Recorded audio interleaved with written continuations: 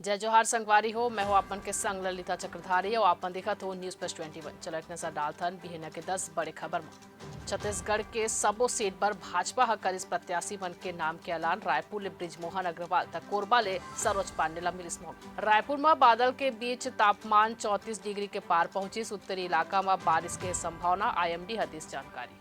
छत्तीसगढ़ के गरियाबंद में घर में घुसिस तेंदुआ। गांव में मचिस हड़कंप। रेस्क्यू में जुटिस वन विभाग। प्रधानमंत्री नरेंद्र मोदी की अध्यक्षता में केंद्रीय मंत्रिपरिषद के बैठक हुई। लोकसभा चुनाव ले पहली कैबिनेट के आखिरी बैठक है। राहुल गांधी के न्याय यात्रा के कार्यक्रम बदलिस। अग्निवीर और पूर्व सैनिक मन लेकर ही चर्चा। पटना हुई रवाना।